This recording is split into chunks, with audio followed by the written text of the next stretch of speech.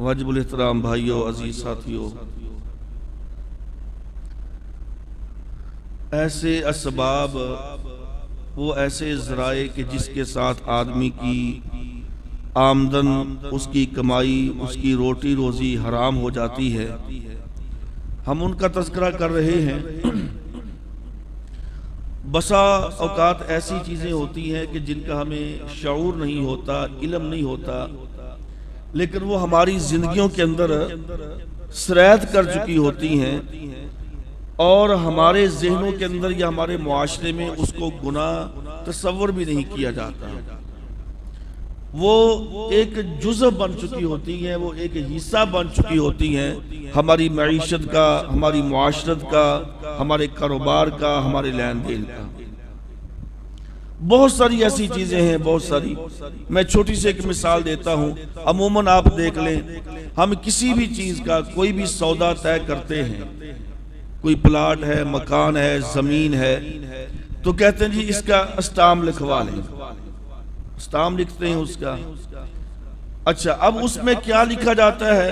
لمبی چوڑی بحث نہیں، اس میں یہ لکھا جاتا ہے جی یہ فلاں چیز یا فلاں پلاٹ جو ہے یا فلاں جو گھر ہے، میں نے اس بندے کو اتنی قیمت میں فروخت کر دیا اور یہ بندہ اتنے دنوں میں اس کی قیمت دینے کا پابند ہے، اور اگر یہ بندہ اتنے دنوں میں یہ مقررہ تاریخ تک اس کی قیمت نہ ادا کر سکا تو جو اس نے پیسے دیے ہوئے ہیں بطور بیعانہ وہ ضبط ہو جائیں گے، وہ اس کو واپس نہیں ملیں گے، اور یہ ہر اسٹامپ کے اوپر لکھا جاتا ہے، جبکہ صریحاً حرام ہے اور غلط ہے۔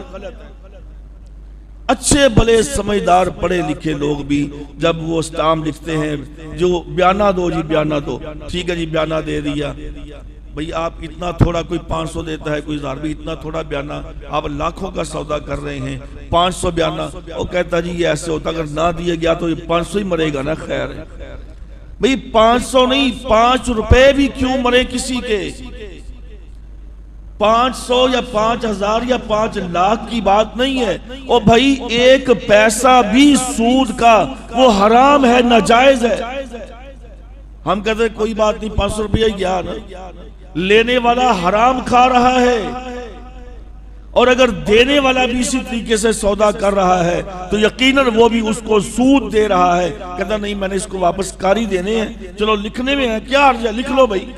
بھائی دیکھیں، صاف اور سیدھی بات ہے، ہم مسلمان ہیں، کلمہ پڑھنے والے ہیں، غلطیاں ہوتی ہیں، سستیاں ہوتی ہیں، کوتاہیاں ہوتی ہیں، ہم صاف کہیں کہ بھائی مجھے علم نہیں تھا، میں نے تیرے کہنے پہ یہ بات لکھی لکھوائی، جو بھی ہوا، لیکن اب بات سیدھی سیدھی سادہ سی بات ہے کہ سودا کرنا ہے کر، پیسے اتنے دوں گا اتنی تاریخ کو، اگر جی نہ دیے گیا تو پیسے مر جائیں گے، اگر وہ واپس کرے گا تو وہ ڈبل تجھ کو واپس دے گا۔ یہ تو نے اس کو 500 بیانہ دیا ہے نا، اگر وہ اپنے سودے سے بھاگے گا تو وہ تجھے 1000 روپیہ ڈبل اس کے ساتھ ملا کے تجھے واپس کرے گا۔ یہ کہاں کا اصول ہے، یہ کون سا طریقہ ہے، یہ تو اسلام کے بالکل منافی ہے۔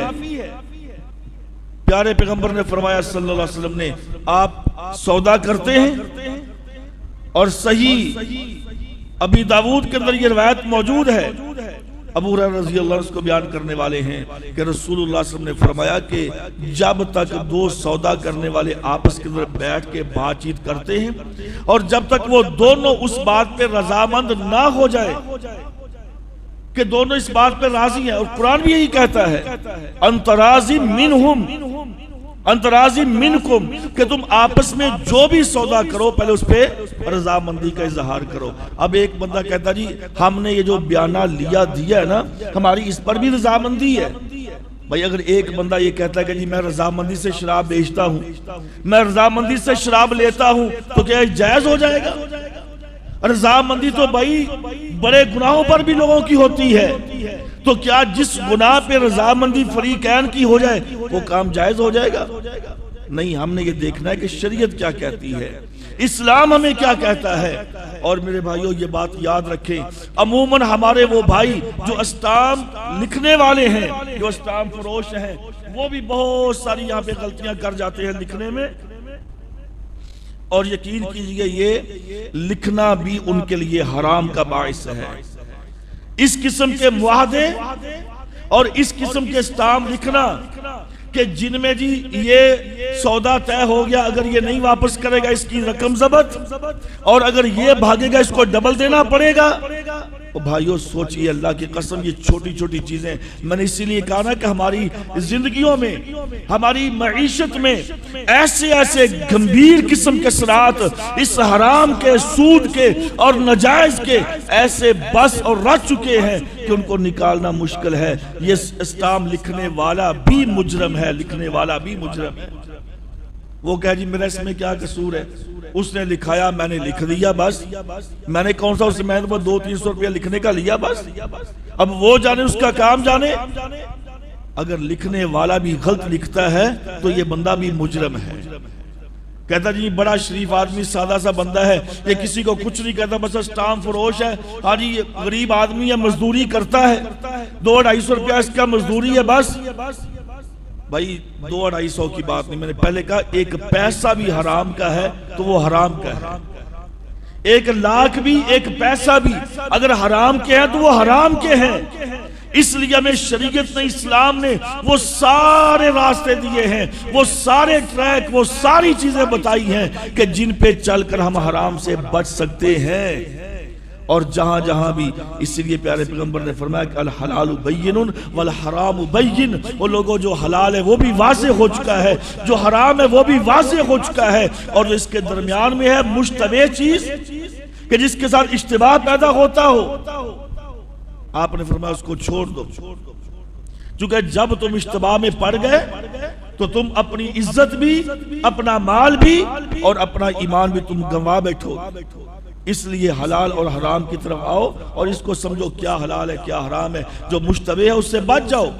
تو میں بھائیوں بات یہ کر رہا تھا کہ ہماری زندگیوں میں آج چھوٹی چھوٹی چیزوں پر بھی اس طریقے سے حرام کو ایسے پیوست کر دیا گیا، داخل کر دیا گیا ہے، ایسے نفوذ کر چکا ہے حرام ہماری زندگیوں کے اندر، ہماری معیشت میں، کہ اس کا نکالنا مشکل ہو چکا ہے۔ اللہ تعالیٰ ہمیں اس سے محفوظ رکھے۔ تو میں بات یہ کرنا چاہتا تھا، میں نے آپ کو بتلایا تھا کہ یہ بیمہ پالیسی، ہاں جی اسٹیٹ لائف انشورنس کمپنی، اب اس کے مختلف جو نام ہے جو ہمارے معاشرے کے لیے چیز ایک رائج ہے، اور آج ہم بحیثیت پاکستانی، بحیثیت مسلمان کلمہ پڑھنے کے، آج سارے کے سارے ہم اس میں یا تو بذات خود یعنی کہ ڈائریکٹ یا انڈائریکٹ کسی نہ کسی طریقے سے ہم اس بیماری میں، اس حرام میں، اس سود میں ملوث ہیں۔ آپ نہیں بچ سکتے بھائی، آپ بچنا بھی چاہیں تو آپ کو کس نہ کسی طریقے سے اس میں پھنسا دیا جاتا ہے۔ آپ گاڑی خرید لیں، موٹر سائیکل خرید لیں، آپ کچھ اور خرید لیں، آپ نہ کروائیں، لیکن حکومت نے آپ کے اوپر یہ لاگو کر دیا ہے کہ آپ کو یہ بیمہ کروانا ہی پڑے گا، آپ کو یہ سٹیٹ لائف کے ٹوکن، یہ اس کے ٹیکس پے کرنے ہی پڑیں گے، اس کے بغیر آپ کی گاڑی روٹ پہ نہیں چلے گی، آپ گاڑی کو سڑک پہ نہیں لا سکتے۔ یعنی ایسے ہمارے ذہنوں پہ اور ایسے ہماری زندگیوں میں، ایسے ہماری معیشت میں، ایسے ہمارے رزق کے اندر چاروں طرف سے کافر نے، یہودیوں نے گھیر لیا ہے کہ ہم بذات خود کچھ بھی نہیں کر پا رہے۔ اور یہ حالات ہیں میرے بھائیوں۔ چلو جہاں پہ ہماری استطاعت نہیں ہے، لا یکلف اللہ نفسا الا وسعها، اللہ نے کہا جہاں پہ انسان کے بس کی بات نہیں، اللہ اس پہ انسان سے سوال نہیں کرے گا، لیکن جو میرے بس میں ہے، جو میرے اختیار میں ہے، کم از کم اس کو سمجھنا چاہیے، اور اس بیماری سے تو مجھے بچنا چاہیے۔ یہ سٹیٹ لائف انشورنس کمپنی یا جس کو بیمہ پالیسی کہتے ہیں، یہ ٹوٹل حرام ہے بھائی،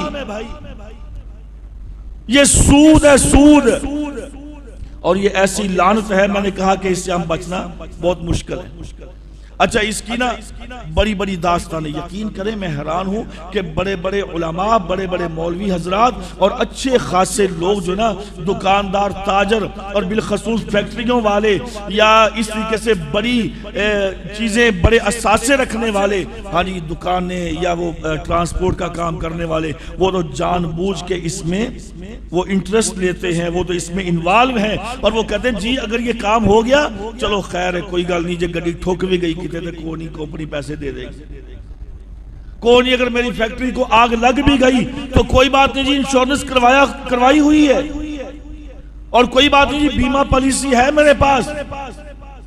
اندازہ کریں کہ کس قدر یہ حرام ہماری رگوں کے اندر داخل کر دیا گیا ہے۔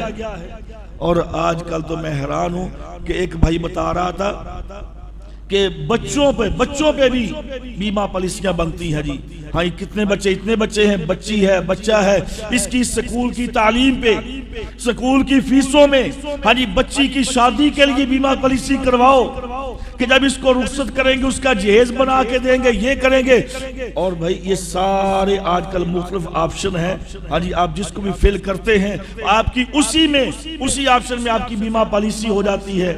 میرے بھائیوں میں چھوٹی سی وضاحت کرتا ہوں، یہ کام شروع ہوا تھا جو ہمیں یہ کہانیاں سناتے ہیں کہ جی 1400 میں، ہاں جی 1400 عیسوی میں کوئی اٹلی کے تاجر تھے جو شپ مین، جن کے پاس وہ بڑے بڑے بحری جہاز تھے، ہاں جی ان میں سے ایک آدمی کا جہاز کہیں ڈوب گیا، وہ غرق ہو گیا، اس کا نقصان ہوا، وہ اٹھنے کے قابل نہ رہا، اس کی ساری جمع پونجی وہی تھی، تو لہٰذا پھر باقیوں نے مل کے اس کے ساتھ تعاون کیا، اس کو پاؤں پہ کھڑا کیا، اس کا بزنس دوبارہ پھر سٹارٹ کیا، لہٰذا یہ وہ پالیسی ہے۔ اس کے بعد انہوں نے ایک باقاعدہ طور پہ اپنی ایک تنظیم بنائی کہ وہ باقاعدہ ماہانہ وہ فنڈ یا سالانہ فنڈ جمع کرتے، اور اس کے بعد کسی کا بھی نقصان ہوتا تو وہ اس کی یہاں سے اس اپنے فنڈ سے اس کے وہ ازالہ کرتے اس کا۔ اب یہ کہانی سنا کے ہمیں مطمئن کر لیا گیا۔ بھائی پہلی بات تو یہ ہے 1400 کی بات ہے، اٹلی میں یہ کام ہوا، تاجر کا جہاز غرق ہو گیا، ٹوٹ گیا، نقصان ہو گیا، لوگوں نے اس کے ساتھ تعاون کیا، اچھی بات ہے، کرنا چاہیے، وہ تو سلسلہ ختم ہو گیا۔ لیکن یہ جو ہمارے ملک میں جو مصیبت ہے، یہ جو جہاں پہ جو ادھر جو سود رائج کیا گیا ہے، اس کا اس کے ساتھ کیا تعلق ہے؟ کہتے ہیں جی یہ اس وقت سے یہ بیمہ پالیسی شروع ہوئی ہے۔ بھائیو بہت ساری باتیں ہیں، اب اگر ایک ایک کو میں بات کروں گا تو بہت ٹائم چاہیے۔ بہت ساری قباحتیں ہیں اس کے اندر جو کہ بالکل صریحاً شریعت کے خلاف، اسلام کے خلاف، اور اسلام کے مد مقابل ایک نیا نظام لانے کی کوشش کی گئی ہے۔ اور آپ کو پتا ہے ایک ہوتی ہے نافرمانی، اللہ تعالیٰ کی نافرمانی یا کسی کی بھی نافرمانی، اور ایک ہوتی ہے بغاوت۔ نافرمانی کی سزا ہو بھی سکتی ہے، نافرمانی پہ معاف بھی کیا جاتا ہے، نافرمانی پہ درگزر بھی ہو جاتا ہے، لیکن جب بغاوت ہوتی ہے نا، بغاوت دنیا کا کوئی ملک ہے، دنیا کا کوئی مذہب ہے، دنیا کا کوئی دستور ہے، بغاوت کی معافی نہیں ہوتی، بغاوت کی معافی نہیں ہوتی۔ اور میں علل اعلان یہ بات کہتا ہوں، پورے پروف کے ساتھ یہ بات کرتا ہوں کہ یہ جو بیمہ پالیسی ہے یا انشورنس کمپنیوں کے جتنے بھی یہ طریقہ کار ہیں، یہ سارے کے سارے صرف نافرمانی نہیں، یہ بغاوت ہے، بغاوت اللہ کے دین کی، اللہ کے رسول صلی اللہ علیہ وسلم نے جو ہمیں ایک نظام دیا تھا۔ ایک طرف ہم یہ بات کہتے ہیں اسلام مکمل ضابطہ حیات ہے، یا تو یہ لفظ نکال دیں ذہنوں سے، اگر انشورنس کمپنی کے ساتھ ہمارا بلیو ہے، ان پہ اعتماد ہے، تو پھر ہمیں یہ ذہنوں سے نکال دینا چاہیے کہ اسلام مکمل ضابطہ حیات ہے۔ اس کا مطلب یہ ہے کہ اسلام نے ہمیں کچھ نہیں دیا، اسلام نے ہمیں رہنے کا، سہنے کا، اور اسلام نے معیشت کا، معاشرت کا ہمیں طریقہ اور سلیقہ نہیں سکھایا۔ اگر اسلام نے ہمیں طریقے سارے بتلائے ہیں، سارے سکھلائے ہیں، اگر اسلام مکمل نظام حیات ہے، اگر اسلام مکمل نظام زندگی ہے، اگر اسلام میرے لیے مکمل لائف ہے، تو پھر اس کمپنی پہ یا ان جیسی بے شمار اور دیگر کمپنیوں پہ اعتماد کرنا انشورنس کا معنی اعتماد کرنا ہوتا ہے، انشورنس یعنی انشور میں سے ہے کہ کسی پہ اعتماد کرنا، اعتماد دلانا، یقین دلانا۔ اب یہ لفظ ہمارے اندر بول کر بھائیو اب لوگوں کو مطمئن کیا جاتا ہے، اب ان سے ماہانہ اقساط بنا لی جاتی ہے۔ اچھا ایک بات ذرا سوچئے، اگر تو بھائی کسی کے ساتھ تعاون کرنا ہے، اگر کسی کے ساتھ تعاون کرنا ہے، اگر ہمدردی ہے، اگر کسی اپنے کولیگ، اپنی مثلا برادری سے مراد یعنی کہ جو آپ کا ایک بزنس ہے، آپ ٹرانسپورٹر ہیں یا آپ دکاندار ہیں یا آپ کسی غلہ منڈی میں آڑتی ہیں، اگر آپ آپس میں بیٹھے ہوئے ہیں، اگر آپس کا اتحاد ہے، آپس کی ایک انجمن ہے اور آپس کی ایک کمیٹی ہے، جیسے یہ یونینیں بنی ہوتی ہیں، تو بھائی آپ اپنی یونین میں، اپنی انجمن میں آپ ایک ایسا نظام وضع کرے کہ جس میں ماہانہ جس کی جو استطاعت ہے، کوئی 50 دے، کوئی 10 دے، کوئی 100 دے، کوئی 500 دے، جو بندے کی استطاعت ہے وہ اپنا مال جمع کرتے رہیں، ایک جگہ پہ ان کا فنڈ جمع ہو، وہ ان کا ایک بیت المال کی حیثیت اختیار کر جائے گا، اور اس کے بعد اگر کسی کا نقصان ہو وہاں سے پورا کرو۔ طریقہ تو یہ ہے، اور یہ صحیح طریقہ، اسلامی طریقہ، شرعی طریقہ ہے، اس میں کوئی قباحت نہیں۔ اب اس چیز کو یعنی ایسے نظام کو، ایک تکافل یعنی ایک اس کے تعاون کی شکل کو اگر ہم کہیں کہ نہیں وہ اسٹیٹ لائف اس کو حل کرے گی، یہ تو صریحاً زیادتی ہے، اور یہ صریحاً یہ تو بغاوت ہے۔ کیسے؟ اب دیکھیں نا، اگر ہماری ایک انجمن بنی ہوئی ہے، تاجروں کی ایک انجمن ہے، یا رکشا یونین ہے جی ہماری، ہم یا ٹرانسپورٹ یونین ہے، یا کوئی بھی یونین ہے، اب اس کا صدر بھی ہوتا ہے، اب ان کا ایک آفس بھی ہوگا، نہیں تو بنائے۔ حالانکہ یہ سارے کام کس کے ہیں؟ حکومت کے ہیں۔ جو آج ہم جو کام کر رہے ہیں نا، اگر کسی کا نقصان ہوتا ہے، کسی کا معاملہ بڑا بنتا ہے، کوئی کھڑا ہوتا ہے، تو یہ سارا نظام اس کو ہینڈل کرنا، اس کو چلانا، لوگوں کی دیکھ بھال اور لوگوں کے معاملات کو سدھارنا، یہ حکومتوں کا کام ہوتا ہے۔ لیکن چونکہ ہماری حکومتیں بالکل بیکار، نکمی، کسی کام کاج کی نہیں، عیسائیوں یہودیوں کے اعلیٰ کار بے ایمان، ان کو کوئی اسلام سے، ملک سے کوئی ہمدردی، کوئی دلچسپی نہیں ہے، یہ تو بے ایمان اپنے پیٹ بھرنے والے ہیں، جس کا جو داؤ لگتا ہے کھائے جا رہا ہے، اور ہم اور آپ مرے بھوکے، انہیں کیا لگے ہمارے ساتھ؟ اچھا حیرانگی ہوتی ہے، یہ کچے کے ڈاکو بے ایمان، یہ چند لوگ ہیں، یہ ہماری فوج سے، ہمارے ملک سے، ہماری پولیس سے، ہمارے اداروں سے، ہم سے، آپ سے یہ خبیث قابو نہیں آ رہے، اور روزانہ وہاں پہ لوگوں کی اموات ہوتی ہیں، روزانہ اموات ہوتی ہیں۔ کیا اتنا بڑا یہ علاقہ ہے جس کو ہم قابو نہیں کر سکتے؟ بس کچھ اور ہی باتیں ہیں، نہ ہی کرے تو بہتر ہے بھائی۔ تو کہنے کا مقصد یہ کہ سب حکومتوں کے کام تھے کہ اگر مجھے نقصان ہوتا ہے، اگر مجھے کس جگہ پہ کوئی ایسی مصیبت آن پڑی ہے، تو حکومت آئے اور میرے ساتھ تعاون کرے۔ عمر بن خطاب نے کیا کہا تھا رضی اللہ تعالیٰ عنہ نے؟ کہا تھا او لوگوں یاد رکھو، اگر عمر کی زندگی میں، عمر کے دور حکومت میں فرات کے کنارے اگر ایک کتا بھی پیاسا مر گیا تو اللہ کے ہاں عمر جواب دے گا۔ وہ کہاں سے لائیں حکمران ڈھونڈ کے بھائی؟ اللہ اکبر کبیرہ، بات لمبی ہو گئی ہے، میں عرض یہ کرنا چاہتا تھا۔ اب یہ حکومتوں کا کام تھا لیکن حکومتوں نے نہیں کیا۔ اب ہماری ایک یونین ہے، اب ہماری ایک جماعت ہے، اب اس جماعت نے ایک اپنا بیت المال بنا لیا، اب سارے لوگ اس میں اپنا ماہانہ جو جس کی استطاعت ہے۔ یاد رکھیے انفاق فی سبیل اللہ یعنی اللہ کے لیے خرچ کرنے میں کبھی بھی تعین نہیں ہوتا، تعین ہوتا ہے زکوٰۃ میں، تعین ہوتا ہے عشر میں، تعین ہوتا ہے فطرانے میں، جو فرضی صدقات ہیں اس میں تعین ہوتا ہے کہ آپ نے اتنا دینا ہے، لیکن جو ویسے صدقات و خیرات ہوتے ہیں اس میں تعین نہیں ہوتا۔ اگر میرے پاس 1000 کی استطاعت ہے تو میں 1000 دوں، اگر میرے پاس 2 روپے کی حیثیت ہے تو میں 2 روپے دے دوں، اگر 100 کی ہے تو میں 100 کی دے دوں، اور اس پہ مجھے اور آپ کو مجبور نہیں کیا جا سکتا کہ نہیں جی آپ نے اتنے ہی جمع کروانے ہیں۔ پہلی بات تو یہ ہوتی ہے کسی کے ساتھ تعاون کرنا، اس کو انفاق فی سبیل اللہ کہتے ہیں۔ اگر کسی کا نقصان ہوا ہے، یہ جو مثال دیتے ہیں اٹلی کے جہاز کی 1400 سال کی، وہ 1400 عیسوی کی، وہ تو کہتے جی دیکھو جی وہ تو کافر تھے، بے ایمان تھے، ہم تو مسلمان ہیں۔ اور بھائی ہم مسلمان ہیں، پھر اسلام والا کام کریں نا، اپنی یونین میں اپنا فنڈ جمع کریں، اکٹھا کریں۔ اگر کسی کا نقصان ہو جاتا ہے تو مل کے کہیں کہ بھائی دیکھو یہ فنڈ جمع ہوا تھا، اب یہ لے اپنا کام شروع کر، سٹارٹ کر، ہم تیرے ساتھ کھڑے ہیں۔ اچھا پھر اس میں بیمہ پالیسی میں کیا ہوتا ہے؟ جو آپ سے قسط طے کر لی گئی ہے، آپ کو ماہانہ منتھلی وہی قسط ادا کرنی پڑے گی، آپ اس سے کم نہیں کر سکتے۔ بھائی پوچھتے ہیں آپ سے، مختلف قسم کے پیکیجز ہیں، پلان ہے، ہاں جی کتنے کی بیمہ پالیسی کروانی ہے جی آپ نے؟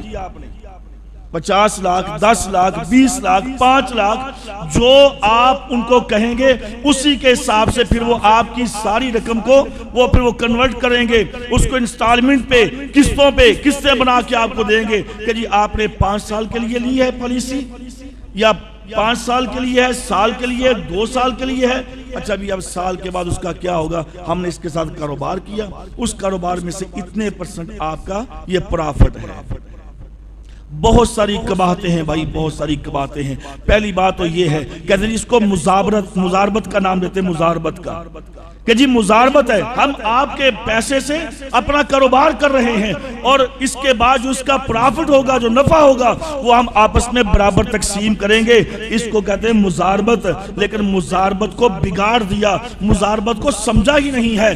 آج کسی بینک نے، کسی کمپنی نے، کسی بھی ایسی نجی کمپنی نے اس کو سمجھا ہی نہیں کہ مزاربت ہوتی کیا ہے۔ مزاربت تو یہ میرے بھائیوں، ایک بندے کے پاس پیسہ ہے، دوسرے کے پاس ہنر ہے، پیسے والا ہنر والے کو اپنا پیسہ دیتا ہے کہ بھئی پیسہ میں لگاتا ہوں، ہنر تیرے پاس ہے، کام تو کر، پیسہ میں لگاتا ہوں، اس میں جو بھی نفع ہوگا، نقصان ہوگا، ہم برابر کے شریک ہیں۔ اب اللہ نہ کرے پیسہ لگانے والے کا پیسہ ڈوب گیا، اس نے 50 لاکھ لگایا اور وہ سارے کا سارا فلاپ ہو گیا، کام ڈوب گیا، نہیں چل سکا۔ اب وہ کہتا اچھا میں نے 50 لاکھ دیا تھا، چل 25 لاکھ روپیہ تو دے، نہیں، اس کو مزاربت نہیں کہتے۔ اس کا 50 لاکھ گیا اور اس کی محنت گئی، اس کی اس نے محنت نہیں کی، کوشش نہیں کی، اس نے بھاگ دوڑ نہیں کی، پھر وہ مجرم ہے، اس کو کوئی اور سزا دی جائے، لیکن اس نے محنت کی، بھاگ دوڑ کی، بھاگا، کوشش کی، اس کی محنت گئی، اس کا پیسہ گیا۔ یا شراکت داری ہوتی ہے، شراکت داری میں یہ ہوتا ہے اتنے پرسنٹ تیرا، اتنے پرسنٹ پیسہ میرا، ہاں جی اب اسی کے حساب سے پرسنٹیج۔ اور پھر میرے بھائیوں ایک بات یاد رکھیں، بڑی سادہ سی بات ہے، ہمارے یہاں عموماً یہ بینکوں کے ساتھ یا ایسی کمپنیوں کے ساتھ یہ شراکت داری ہوتی ہے نا، یہ جی حصص خرید لیا ہم نے شیئر خرید لیا، ہم نے یہ کیا وہ کیا۔ دیکھیں اس کے اندر جو پرافٹ کی شرح ہوتی ہے نا، پرافٹ کی، ہاں جی اس پہ ہم پرسنٹیج طے کر سکتے ہیں، اصل قیمت پہ نہیں۔ جو آپ نے ڈپازٹ کروایا ہے اس پہ آپ پرسنٹیج نہیں لے سکتے کہ جی میں نے اس کو 20 لاکھ روپیہ دیا، اب مجھے ماہانہ مجھے 50,000 ہی ملے گا، یہ سود ہے۔ میں نے اس کو 20 لاکھ دیا کام کے لیے، اب یہ بندہ طے کرے، اسٹامپ لکھے کہ یہ 10,000 20,000 یا 50,000 یہ مجھے ماہانہ دے گا، اور وہ لکھ دیتا ہے کہ جی میں نے اس سے 10 لاکھ روپیہ لیا کاروبار کے لیے اور میں اس کو 20,000 یا 50,000 اس کو ماہانہ دوں گا۔ میرے بھائیوں سود ہے، یہ صریحاً حرام ہے، سود ہے۔ تو پھر شراکت داری کیسے ہوگی؟ شراکت داری ایسے ہوگی کہ بھئی اتنے پرسنٹ پیسے میرے، مثلا 50% میرے پیسے ہیں، 50% آپ کے پیسے ہیں۔ اب تو گھر میں بیٹھا ہوا ہے، میں کام کر رہا ہوں، پیسے ہمارے دونوں کے برابر کے ہیں۔ اب بات یہ ہے کہ میں اس پہ محنت کروں گا، کام کروں گا، اس میں سے ہمیں جو بھی پرافٹ ملے گا وہ ماہانہ 70,000 ہو، 80 ہو، 1 لاکھ ہو، 2 لاکھ ہو، ہم اس میں پرسنٹیج طے کریں گے کہ چونکہ میں ساتھ کام کرتا ہوں، ساتھ میرا پیسہ بھی ہے، میں تجھ سے 70% لوں گا اور 30% تو لے لے گا، یا میں 60 لوں گا 40 تو لے لے گا، یا جیسے بھی طے ہو جائے۔ اب یہ تو ہے جائز، یہ جو جائز طریقے اسلام نے ہمارے لیے بڑی آسانیاں پیدا کی ہیں، اسلام نے کوئی زبردستیاں نہیں کی۔ ہم خام خواہ ان مصیبتوں میں پڑھ کے ہم پتہ کیا ہماری صورتحال یہ نا، ہم کہتے ہیں سہل پسند، کہ سانو کام نہ کرنا پوے، ہاتھ نہ ہلانا پوے، ڈکا پن کے دورہ نہ کرنا پوے، جس لئے جیباں پر جان. یعنی ہم یہ سال پسند ہے آسانی، بس جی رات کو سوئیں صبح کو اٹھیں تو جی کروڑوں روپیہ میرے اکاؤنٹ میں آ جائے. ہماری یہ سوچ ہے. اور بھائیو یہ سوچ رکھنے والے ہمیشہ نقصان اٹھاتے ہیں، یہ سوچ رکھنے والے کبھی بھی کامیاب نہیں ہوتے. اور ایسی سوچ رکھنے والوں کو بڑے بڑے لوگ دھوکہ اور فرار دے کے ان کو چونا لگا جاتے ہیں اور پھر پیچھے ہاتھ ملتے رہ جاتے ہو یہ نہ ہوتا وہ نہ ہوتا ایسے نہ ہوتا. اس لیے میرے بھائیوں اللہ نے جو ہمیں سادہ بالکل سمپل طریقے بتائے ہیں اس میں کوئی ہیر پھیر نہیں، اس میں کوئی ایسی چیز خفیہ نہیں، چھپی ہوئی نہیں کہ جو واضح نہ ہو. اسی لیے اسلام کہتا ہے کہ جو بھی تم بے کرو، جو بھی تم کاروبار کرو اس کو خفیہ نہ رکھو، دونوں فریق آپس میں کھل کے بات کرے، ساری بات واضح ہونی چاہیے. اب ایک اس سے چھپاتا ہے، دوسرا فریق اس سے چھپاتا ہے، ہاں جی اس کو پتہ نہ چل جائے، اس کو پتہ نہ چل جائے. ایسے ہی تو پھر شیطان ہمارے ذہنوں کے اندر وسوسات ڈالتا ہے، اور جب شیطان اپنا گھر کر لیتا ہے پھر ایک دوسرے کے خلاف وہ پراپگنڈا، ایک دوسرے کے خلاف وہ باتیں، اس نے زیادہ کھا لیا، اس نے زیادہ کھا لیا. یہیں سے کتنے لوگ آپ نے دیکھے ہوں گے، کتنے لوگ مجھ سے زیادہ آپ کا ماشاءاللہ ایکسپیرینس تجربہ ہے، آپ نے ہزاروں لوگ دیکھے ہوں گے دونوں شراکت پہ کام کر رہے تھے اور آج وہ دونوں ایک دوسرے کے دشمن بن چکے ہیں. اور جب بات کی گئی دیکھا گیا ان کے اندر تو کوئی بڑی بات نہیں، ایک غلط فہمی پیدا ہوئی، ایک غلط فہمی نے ان کے ذہنوں کو دور کر دیا. اور بہت کم ملیں گے کہ جو عرصہ دراز سے کام کرتے چلے آ رہے ہیں وہ کہتا چل یار کوئی نہیں، وہ لے گیا نا میرا بھائی ہے نا، پھر کیا ہوا. وہ کہتا چلو وہ لے گیا نا پھر کیا ہوا، بھائی ہے نا، اگر اس نے کھا لیا تو کیا ہوا، وہ لے گا تو کیا ہوا، بھائی ہے نا میرا. ایسی سوچ رکھنے والے آپ کو بہت کم ملیں گے، بہت کم. امام مالک رحمہ اللہ نے ایک واقعہ نقل کیا ہے، کہتے وہ سابقہ امتوں کے اندر ایک واقعہ تھا. ایک آدمی، ایک نوجوان، ایک بوڑھا، یہ دونوں انہوں نے مل کے زراعت کی، فصل کاشت کی. اس کے جب وہ بعد فصل آ گئی، فصل نکالی، وہ کون سی فصل تھی واللہ عالم. جب فصل آ گئی اب اس کو اپنی کمر پہ لاد کے، اس وقت یہ نظام نہیں تھا یہ ٹرانسپورٹ کا، لوڈر کا، اپنی کمر پہ لاد کے اپنے گھر میں چھوڑ کے آ رہی تھی. وہ گندم ہوگی، مکئی ہوگی، جو بھی فصل ہوگی، جو بھی اناج ہوگا اب بوریوں میں ڈال رہے ہیں، تھیلوں میں ڈال رہے ہیں. اب ایک بوری وہ بھر کے لے جاتا، دونوں نے اپنے اپنے ڈھیر بنا لیے، نوجوان کا یہ ڈھیر ہے اور بوڑھے آدمی کا یہ ڈھیر ہے. اب وہ دونوں اس میں سے بھرتے ہیں، یہ اپنے تھیلے میں ڈالتا، میں اپنے گھر چھوڑ کے آتا ہوں، تو اتنی دیر میں اپنے تھیلے میں ڈال. یہ گھر چھوڑنے گیا، اتنی دیر میں وہ اپنے تھیلے میں ڈال رہا ہے اور ساتھ نوجوان کہتا ہے یہ تو بوڑھا آدمی ہے، میں تو نوجوان ہوں، چلو کوئی بات نہیں میں اور کام کر لوں گا، اللہ نے مجھے ہمت دی ہے، طاقت دی ہے. یہ بوڑھا ہے پتہ نہیں بیچارہ دوبارہ کام کر پائے گا نہیں کر پائے گا. اس نے تھوڑی سی وہ فصل نکالی، اس کی ڈھیری میں ڈال دی. اب وہ جب واپس آیا اب یہ نوجوان اپنے تھیلے میں ڈالنے لگا، یہ ڈال کے جب اپنے گھر میں چھوڑنے کے لیے گیا، بوڑھے نے کہا میں زندگی کی بہاریں دیکھ چکا ہوں، میں نے کہاں اتنی روٹی کھانی ہے، یہ نوجوان ہے، اس کو اور بھی بڑی ساری ضروریات ہوں گی، اس کو بیچ کے اپنی وہ زندگی پوری کر لے گا، اپنی وہ جو اس کے معاملات ہیں اس کو وہ سدھار لے گا، میں نے کیا کرنا ہے، میں نے بہت کچھ دیکھ لیا ہے. اس نے اتنی فصل اٹھائی، اس کی ڈیری میں ڈال. اب یہ سلسلہ یوں ہی چلتا رہا. اب وہ اس کی ڈھیری میں ڈال رہا، وہ اس کی ڈھیری میں. پوری رات گزر گئی، پوری رات وہ جو چند من فصل جو بھی گندم یا چاول یا جو بھی تھی، وہ جو چند من تھی جب ان کے گھروں میں پہنچی تو کئی من ہو چکی تھی. اللہ ایسے برکتیں ڈالتا ہے بھائی. اور جب ہماری سوچ یہ ہوگی کہ اس کی چیز بھی مجھے مل جائے، اس کو بھی میں سوٹ لوں، اس کے بھی میں چھین لوں، اس کی چیز بھی میرے ہاتھ میں آ جائے، تو پھر برکتیں کہاں سے آئیں گی؟ پھر برکت نہیں آتی، اللہ کی ناراضگی آتی ہے. تو میں یہ بات کر رہا ہوں، بہت ساری قباحتیں ہیں. نمبر 1 کہتے ہیں اپنی قسط جمع کرواؤ اور سال بعد تمہیں اس میں سے اتنے پرسنٹیج لگا کے، ہاں جی اتنا مارک، آج کل تو مارک اپ کہتے ہیں نا، اب تو انٹرسٹ وہ سود والا نام ہی ختم کر دیا، اب تو مارک اپ کہتے ہیں، ہاں جی اس کو شرح منافع کہتے ہیں. جی اتنا منافع، یا کہتے ہیں بونس ملے گا، بونس ہاں جی آپ کی 1 سال کی پالیسی ہے نا جی 1 سال کی 5 لاکھ روپے میں آپ نے وہ کروائی ہے, آپ کا 5 لاکھ روپیہ پورا ہو گیا جی ہو گیا. اب 5 لاکھ آپ نے جمع کروایا ہے, ہم نے 5 لاکھ کے ساتھ کاروبار کیا ہے, لہٰذا اس 5 لاکھ میں سے یہ 2 یا 3 لاکھ روپیہ ایکسٹرا بونس آپ کو دیا جا رہا ہے کہ ہم نے وہ 5 لاکھ سے جو کاروبار کیا تھا نا یہ اس کا بونس ہے, یہ آپ کو انعام دیا جا رہا ہے. لینے والا بڑا خوش ہو گیا, واہ جی واہ کیا بات ہے کہ مجھے اچانک گھر بیٹھے انعام مل گیا, بونس مل گیا. اوروں کو بھی کہے گا او یار چھڈو اینا نال شامل ہو جاؤ, چلو مہینے دا کچھ نہ کچھ آنداتے ہے نا. اور یقین کیجئے میں نے ایسے کئی لوگ دیکھے ہیں کہ جنہوں نے اپنے پیسے بینکوں میں فکس کروائے ہوئے ہیں کہ ان کو منتھلی اتنی وہ پیمنٹ ملے گی, وہ کچھ بھی نہیں کریں گے, اپنے زیور بیچ دیے, پلاٹ بیچ دیے, گھر بیچ دیے, وہ بینک میں پیسے فکس کروا لیے.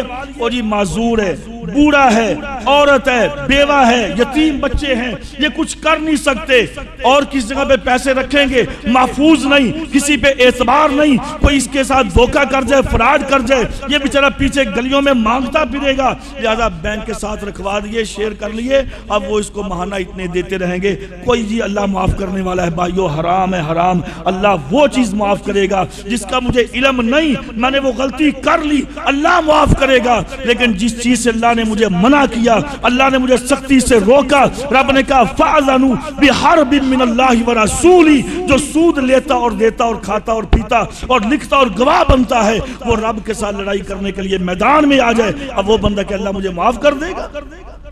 ایک طرف اللہ کو چیلنج کر رہا ہے کہ یا اللہ میں تیرے نہ لڑنا چاہنا نعوذ باللہ, اور ایک طرف کہتا اللہ مجھے معاف کر دے گا. کیسی سوچ ہے بھائی, شیطان نے کیا ذہن دیا ہمیں کہ اللہ معاف کر دے گا, ادھر اللہ کو چیلنج بھی کرتا ہے لڑائی کرنے کا, اور اللہ مجھے معاف بھی کر دے گا. تو میرے بھائیو یہ اس کی ایک خباثت ہے.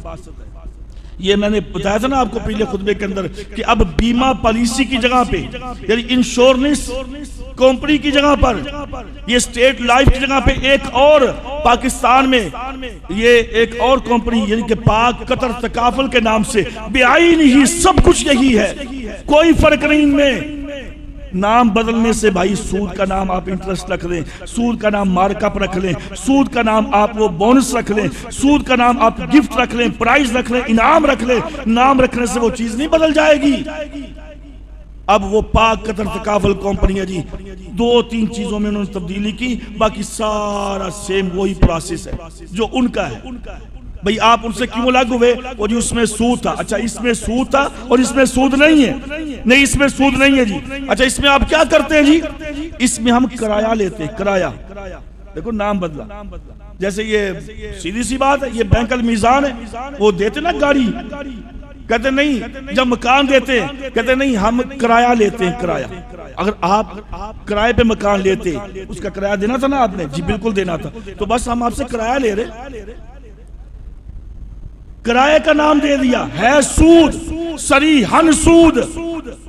میں نے پہلے آپ کو بتایا بھائی, کوئی اسلامی بینک, کوئی فلانا بینک, کوئی فلانا بینک, جب تک پاکستان کے another state bank of Pakistan سے آپ کو لائسنس نہیں ملے گا, آپ اپنا بینک نہیں چلا سکتے.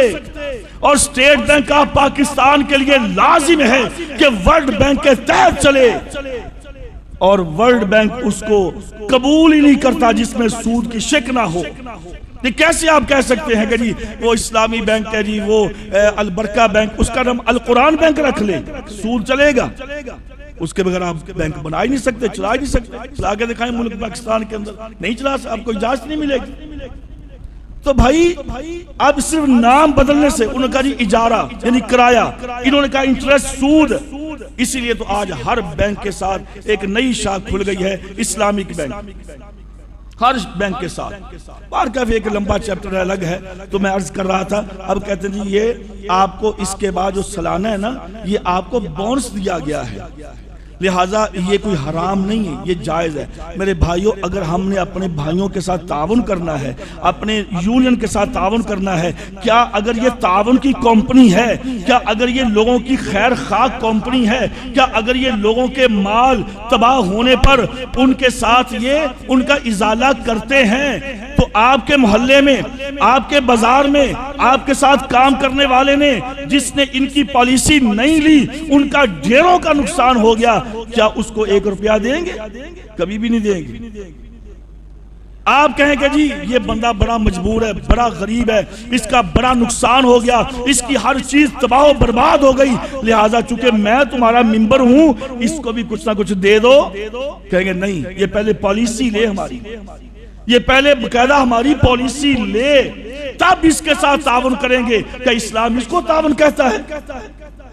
اس کو اسلام تعاون نہیں کہتا۔ تعاون تو وہ ہوتا ہے کہ جو بغیر لالچ کے، بغیر دنیا سے یعنی کہ جی مجھے یہاں سے واہ ملے گی، مجھے یہاں سے بلے بلے ملے گی، یہ سوچ نہ ہو، خالص اللہ کی رضا کے لیے جو کسی کے ساتھ تعاون ہمدردی کرتا ہے اس کو تعاون کہا جاتا ہے۔ یہ جی نہیں جی ہماری پالیسی لوگے تو تب ہم آپ کو یہ دیں گے، ورنہ ہم آپ کو نہیں دیں گے۔ ایک تو یہ قباحت ہے اس کے اندر جو کہ صریحاً اسلام کے خلاف ہے۔ اور اس کے بعد اگلی چیز، بہت ساری آپ نے ایسی فیکٹریاں، ایسے کام، ایسی ملیں، ایسے لوگ دیکھے ہیں کہ جنہوں نے خود جان بوجھ کر اپنی چیز کو، اپنے بزنس کو تلف کیا، آگ لگا دیتے ہیں۔ فیکٹری چل رہی ہے، اب وہ بینک سے قرض لیا یا جو بھی ہے، جیسے تیسے بھی جو بھی ہے، لمبی بات ہے، اچھا پھر دیکھا یہ نقصان میں جا رہی ہے نا، آگ لگا دیں گے۔ پھر جی شور ہو گیا، آگ لگ گئی، یہ ہو گیا، وہ ہو گیا، کمپنی والے آئیں گے، اس کی تصویریں بنائیں گے، اس کی رپورٹ بنے گی، اور جی کمپنی نے جی اس کو نقصان ہو گیا، لہٰذا وہ جان بوجھ کے یہ کام کر رہے ہوتے ہیں۔ کیوں؟ اس وجہ سے کہ مجھے وہاں سے پیسے ملیں گے۔ اور یقین کیجئے مجھے ایک بھائی نے واقعہ سنایا، کافی پرانی بات ہے، اس نے کہا کہ ایک باپ تھا معذور، سکول ٹیچر تھا، اس نے یہ اپنی وہ کرائی بیمہ پالیسی کی میں معذور ہوں، ایک ہی میرا بیٹا ہے، چھوٹا ہے ابھی، ہاں جی وہ خود بیمار تھا، معذور تھا، سکول ٹیچر ریٹائر تھا، اس نے وہ بیمہ پالیسی اپنی کروا لی کہ جی میں اگر مر جاؤں تو اتنے پیسے 15 لاکھ تھا یا کتنے تھا واللہ عالم، یہ میرے بیٹے کو تم نے بعد میں دینے ہیں۔ اسی کو نامزد کر دیا اس نے۔ بیٹا تھوڑا سا بڑا ہوا، تھوڑا سا سمجھدار ہوا، اب ایسے لوگوں کے ساتھ اٹھنا بیٹھنا شروع ہو گیا جو کہ معاشرے کے اندر، اللہ معاف کرے، اللہ سب کو محفوظ رکھے بچائے، جو کہ نشے کے عادی تھے، اور اس کے ساتھ اس کی زندگی خراب ہونا شروع ہو گئی۔ ایک دن بات مختصر، ایک دن اس بیٹے نے اپنے باپ کو جان بوجھ کے قتل کر دیا اور اس کو رنگ دیا روڈ ایکسیڈنٹ کا۔ روڈ ایکسیڈنٹ کا اس کو رنگ دے کے اس کی رپورٹیں بنوانا چاہیے، ہاں جی کہ لو جی میرا باپ فوت ہو گیا، یہ ہو گیا، وہ ہو گیا، اب تاکہ اس کے سارے پیسے مجھے مل جائیں۔ ایسے ایک نہیں پتہ نہیں کتنے واقعات ہوں گے۔ اور اسلام کے سب سے بڑی خلاف یہ بات ہے کہ کیا باپ کی وراثت، کیا باپ کی جو وراثت ہے وہ ایک ہی بیٹے کو ملے گی؟ اگر یہ وراثت ہے، اگر اس کو وراثت تسلیم کیا جائے، اگر کہا جائے کہ نہیں انہوں نے تعاون کیا ہے اس گھر کے ساتھ، اگر گھر کے ساتھ تعاون کیا ہے تو پھر پورے گھر کو ڈیوائیڈ کرنا چاہیے نا، پورے گھر کو تقسیم کرنا چاہیے۔ نہیں، اب وہی بندہ اس کا حامل ہوگا، وہی اس کا وہ لینے والا بنے گا جو باپ اپنی زندگی میں نامزد کر جائے گا کہ میرا یہ بیٹا یا میری بیوی یا میری بیٹی یہی میرے بعد میرے وارث ہیں، باقی کو کمپنی کچھ بھی نہیں دے گی۔ کیا یہ اسلام کا طریقہ ہے بھائی؟ اسلام کا طریقہ یہ نہیں ہے۔ اسلام کا طریقہ کسی باپ کے پاس ایک 100 روپیہ ہے اور وہ مر جاتا، دنیا سے چلا جاتا، ہر انسان نے جانا ہے، وہ 100 بھی اولاد کے اندر تقسیم ہوگا، جو اللہ نے فرمایا یوصیکم اللہ فی اولادکم للذکر مثل حظ الانثیین، 1/2 کے لحاظ سے بیٹیوں اور بیٹوں کے اندر اللہ نے کہا تقسیم ہوگا۔ اسلام کا طریقہ یہ ہے۔ اور پھر اس کے اندر اور بہت ساری باتیں ہیں۔ اچھا پھر اس کا ایک ٹائم ہوتا ہے، اور پھر سب سے بڑی بات یہ، اس میں یہ نہیں پتا ہوتا کہ دینے والا کتنی قسطیں جمع کروائے گا، اور کمپنی کو یہ علم نہیں کہ یہ بندہ اگر کل مر جائے، یہ 20 لاکھ روپے کی پالیسی لے رہا ہے، اور اگر کل مر گیا تو ہمیں اس کو 20 لاکھ روپیہ دینا پڑے گا۔ اور جو دینے والا ہے، قسطیں دینے والا، پالیسی لینے والا، اس سے بھی نہیں پتا کہ میں ان کو یعنی کہ اتنے پیسے دے سکوں گا یا نہیں دے سکوں گا۔ ممکن ہے کہ ابھی وہ جائے پالیسی خریدے، واپس آئے تو فوت ہو جائے، ہارٹ اٹیک ہو جائے۔ ایسا کاروبار یا ایسی بات کہ جس کے اندر دونوں کوئی علم نہیں، اس لیے تو پیارے پیغمبر نے فرمایا کہ ایسی بے سے بھی تمہیں منع کیا گیا ہے کہ جس کو تم نے دیکھا بھی نہیں اور بے کر لو۔ ایسی چیز جس کو تم نے دیکھا نہیں ہے۔ میں نے شاید پہلے بھی ایک بات بتائی تھی آپ کو، ہمارے یہاں نا یہ دیکھ، آپ کہیں گے جی مولوی صاحب ہر چیز اب غلط ہو گئی ہے، حرام ہو گئی ہے۔ یہ جو ہمارے دکانوں پہ موبائل بیچتے ہیں، موبائل ڈبہ پیک موبائل ہے جی، ٹھیک ہے جی، اتنے کا طے ہو گیا، لے لیا جی۔ مولوی صاحب اگر کھولا نا اس کو پھر آپ کا ہو جائے گا، حرام ہے یہ کام۔ میرے نبی نے کہا جو چیز بھی لو اچھی طرح دیکھو، چیک کرو، اور جب تک تم اس پہ تسلی نہ کر لو اس کی قیمت ادا نہ کرو۔ اور یہاں پہ نہیں جی ڈبہ پیک، بڑے بڑے مولوی، بڑے بڑے پڑھے لکھے، ڈبہ پیک موبائل لیا جی، ڈبہ پیک، بھئی اس کو چیک کر لوں، اگر ڈبہ کھولا تو آپ کے پیٹے پڑ گیا۔ او بھائیو حرام ہے یہ کمائی، اللہ کی قسم یہ حرام ہے۔ میں قسم اٹھا کے کہتا ہوں میرے نبی نے اس سے منع کیا ہے، حرام کیا اس کو میرے نبی نے۔ اور آج چلتا اس طرح اور بہت ساری چیزیں ہیں، اس کو کہا ملامسہ، منابزہ، مخابرہ، معاومہ۔ اور ہمارے بہت سارے بھائی باغوں کا سودا کرتے ہیں جی، ہاں جی باغ کا سودا کرو جی، ہاں جی ایک کنواں دا باغ ہے جی، مالٹیاں دا باغ، اے امباں دا باغ، سودا کرو جی، ہاں جی دیکھ لیا، ابھی پھل لگا نہیں، اگر لگا تو چھوٹا چھوٹا ہے اور اس کا سودا پہلے طے کر لیا۔ میرے نبی نے کہا حرام ہے، جب تک پھل مکمل لگ نہ جائے اور پھل کے اندر وہ لالی یعنی کہ پکنا شروع نہ ہو جائے، اس وقت تک تم اپنے کسی باغ کا سودا نہیں کر سکتے۔ اب نظام ہی ایسے چلتا، کیا کریں گے؟ اب کس کو روکیں، کس کو منع کریں گے؟ جس کو روکیں گے لو جی سارے ملک میں ایسے چلتا، اب ہم آپ کی بات مانیں، ایسے سودا ہی نہیں پھر ہوگا، ایسے تو پھر ہم ہاتھ پہ ہاتھ رکھ کے بیٹھے رہیں گے، ایسے تو پھر ہمارا کام ہی نہیں چلے گا، ہمارا باغ بکے گا نہیں، ہم سے کوئی لے گا نہیں، لینے والا کہے گا جی پھر ہمیں کوئی باغ نہیں ملیں گے بعد میں، پھر میں تو رہ گیا۔ کیوں رہ گیا؟ وَمَا مِن دَابَّةٍ فِي الْأَرْضِ إِلَّا عَلَى اللَّهِ رِزْقُهَا، رب نے کہا تیرا رازق میں ہوں، تجھے روزی میں نے دینی ہے، تجھے مجھ پہ اعتماد کر تو صحیح، اللہ پہ یقین کر تو صحیح، دیکھ تجھے رب کیسے روزی اور کیسے عزت دیتا ہے۔ بھائیو بہت ساری ایسی قباحتیں ہیں کہ جن کو ہم نہیں سمجھتے، اور اسی وجہ سے یہ حرام کی ملاوٹ، جب ہمارے باقی انکم میں جب حرام کی ملاوٹ ہوتی ہے نا، تو پھر پیارے پیغمبر نے فرمایا کہ جیسے میں نے پچھلے خطبے میں حدیث پڑھی تھی موطا امام مالک کی اور صحیح مسلم کی، کہ 40 دن تک اس بندے کی پھر نماز وغیرہ قبول نہیں ہوتی۔ اس لیے میرے بھائیو ہمیں یہی کوشش کرنی چاہیے کہ جو حلال کے ذرائع ہیں تھوڑا کر لیں بھائی، تھوڑا کر لیں، لیکن حلال کے ذرائع استعمال کریں، اللہ کے لیے حلال کے، زیادہ بھاگنے کی کوشش نہ کریں، حرام کو چھوڑ دیں۔